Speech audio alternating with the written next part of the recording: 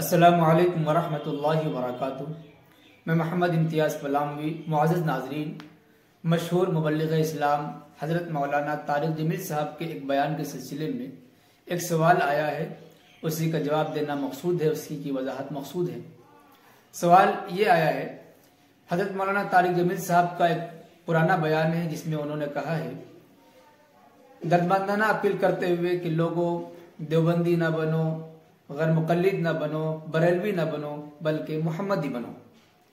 इस पर सवाल यह है कि मौलाना तारिक जमील साहब तो ये कह रहे हैं कि देवबंदी ना बनो बल्कि मुहम्मदी बनो। तो क्या देवबंदियत अलग है और मुहम्मदियत अलग है? देवबंदी होना अलग चीज है, मुहम्मदी होना अलग चीज है। जो देवबंदी है वो मुहम्मदी नहीं है और जो मुहम्मदी है वो देवबंदी नहीं है। क्या इसमें इख्तलाफ है? क्या मुहम्मदी होना एक अलग रास्ता है, अलग मसलक है और देवबंदी अलग मसलक है?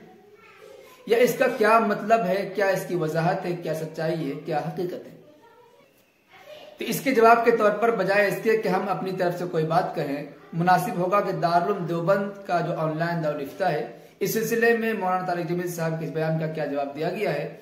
मुनासिब मालूम होता है कि उसी बयान को आपको पढ़कर सुना दिया जाए ताकि पूरी वजाहत हो जाए और इसकी हकीकत आपके सामने आ जाए कि देवबंदी होना अलग चीज है, मोहम्मदी होना अलग चीज है, या दोनों एक ही चीज है। पहले वो सवाल पढ़कर सुनाते हैं, पहले सवाल सुन लीजिए, उसके बाद जवाब समझने में आसानी हो जाएगी। सवाल जनाब मौलाना तारिक जमील साहब का एक बयान है जिसमें मौलाना ने एक उमूमी बयान करते हुए कहा कि मेरे भाइयों, मुसलमान बनो, मुहम्मदी बनो, तुम देवबंदी या बरेलवी या गैर मुक़ल्लिद न बनो। आगे आपने कहा कि अगर तुम देवबंदी या बरेलवी या गैर मुक़ल्लिद बने तो अल्लाह के नबी के सामने क्या मुंह दिखाओगे? हजरत, सवाल यह है कि मौलाना ने कहा है कि अगर देवबंदी बनोगे तो नबी के सामने मुंह नहीं दिखा सकते, तो मौलाना के ऊपर क्या फतवा लगेगा? अगर कोई कहे कि भाई तुम नबवी बनो, बरेलवी या देवबंदी मत बनो, जबकि वाज़ेह है कि अहले देवबंद ही नबवी हैं, तो क्या उसने हक का इनकार किया जबकि उसने अपनी बात को गैरों को समझाने के लिए कहा हो? तो इसका जवाब दारुल उलूम देवबंद की तरफ से यह दिया गया। जवाब नंबर 60,778। बिस्मिल्लाहिर्रहमानिर्रहीम। असल दावत तो मुसलमान बनने की है जो तरीक़े नबवी में और फिर आप सल्लल्लाहु अलैहि वसल्लम के वास्ते से हजरात सहाबा किराम रिज़वानुल्लाहि अलैहिम अजमईन का तरीक़ा इख्तियार करने में है। और मौजूदा दौर में इस तरीक़े को इख्तियार करने वाले हिंदुस्तान में उलमाए देवबंद के नाम से मारूफ और जाने जाते हैं। लिहाजा उलमाए देवबंद का तरीक़ा इख्तियार करने की दावत भी दी जा सकती है कि उनका तरीक़ा दर हकीकत हज़रत सल्लल्लाहु अलैहि वसल्लम और सहाबा किराम का तरीक़ा है, क्योंकि उलमाए देवबंद कोई ऐसा फ़िरका या जमात नहीं है जिसने जमहूर उम्मत से हटकर फ़िक्र अमल की कोई राह निकाली हो, बल्कि इस्लाम की तशरीह व ताबीर के लिए 1400 साल से जमहूर उलमाए उम्मत का जो मसलक रहा है वही उलमाए देवबंद का मसलक है। दीन और उसकी तालीमात का बुनियादी सरचश्मा कुरान और सुन्नत है और कुरान और सुन्नत की तालीमात अपनी जामे शक्ल सूरत में उलमाए देवबंद के मसलक की बुनियाद हैं। मौलाना तारिक जमील साहब ने क्या बात किस सियाक व सबाब में कही है, जिन लोगों ने बराह रास्त सुना है वही उसे समझ सकते हैं, और अगर उसमें कोई इबहाम हो गया हो तो उसकी तौज़ीह खुद मौलाना मौसूफ मज़्ज़ज़िल्लहु फरमा सकते हैं। बहरहाल बयान के सिलसिले में तो हजरत खुद जानेंगे, लेकिन इस फतवे से इस बात की वजाहत हो गई कि देवबंदी और मुहम्मदी दोनों अलग अलग नहीं हैं, बल्कि देवबंदी वही है जो मुहम्मदी हैं, जो मुहम्मदी हैं वही देवबंदी हैं।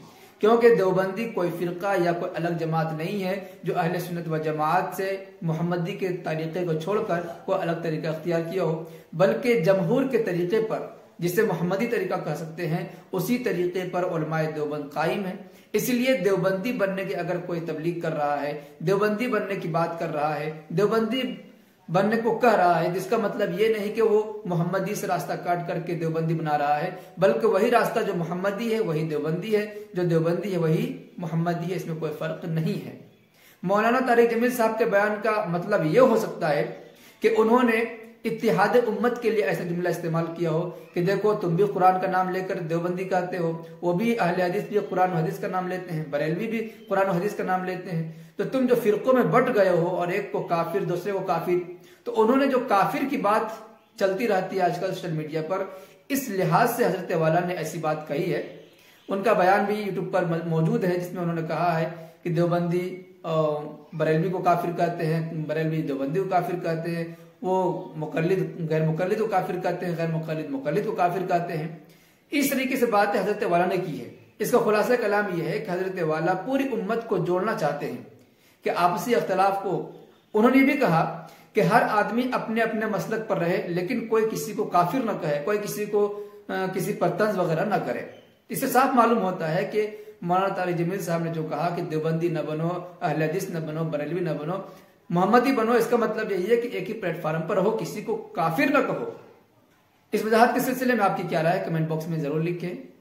अल्लाह पाक तो मुसलमानों के सीधे रास्ते पर चलने की तौफीक अता फरमाए। आमीन। व मा अलैना इल्लल बलागुल मुबीन। अस्सलामु अलैकुम व रहमतुल्लाहि व बरकातुहू।